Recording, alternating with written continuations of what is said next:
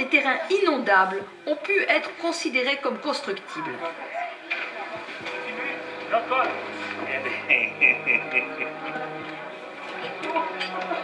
va? Allez, bonne journée.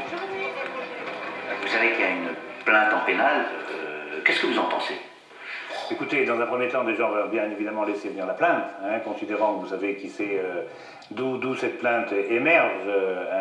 Et vous savez, comme disait Talleyrand, tout ce qui est excessif est insignifiant. Donc, il y a beaucoup dans leurs propos de propos mensongers, calomnieux, et qui visent simplement l'élu local que nous sommes dans nos collectivités respectives.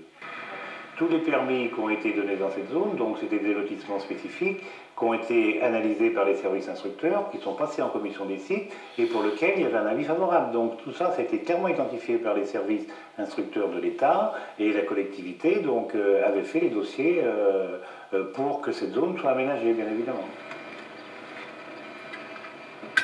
La loi française peut apparaître parfaite sur le papier, mais pas dans la vraie vie. Ici aussi, les tiraillements entre l'État et la commune ont fait qu'il n'y a toujours pas de PPRI. Du coup, si certains savaient que les lotissements étaient inondables, ils ne s'en souciaient pas. Si c'était chez moi, j'ai perdu ma compagne. Les habitants de ces lotissements, on a l'impression qu'ils n'étaient pas très sensibilisés au risque d'inondation. Bah écoutez, je crois que sur les permis de construire, vous ne voudrez pas me tromper, mais c'est marqué, zone inondable quand même. Les gens qui vivent à la faute à l'année, quand on voit la campagne de Pubal et puis qu'on voit les bateaux, ils doivent bien penser que par rapport à la hauteur d'eau, qu'on est en zone inondable. Non, ça serait vraiment manifestement quelque chose d'inacceptable si certaines personnes de la faute disaient qu'ils ne savaient pas qu'ils étaient en zone inondable. Alors,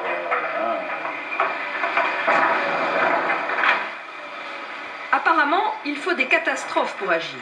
Ici, il y a eu une enquête parlementaire et les sénateurs ont parlé de la conjonction d'un phénomène météorologique exceptionnel et de graves défaillances à tous les niveaux.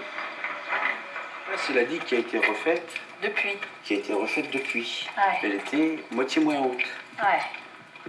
c'est vrai qu'on peut ressasser plein de défaillances, ne serait-ce que par rapport à l'aménagement de la digue. On a eu quand même à peu près entre 80 et 85% de subventions, mais il en reste à charge pour les collectivités dans des proportions relativement importantes. Mais c'est vrai qu'il faut s'attacher très rapidement, dans le cadre d'un programme d'urgence, à faire en sorte que nos digues soient aménagées le plus rapidement possible pour la sécurisation des populations et des habitations. Vous disiez qu'à votre avis, donc, s'il y avait eu ça...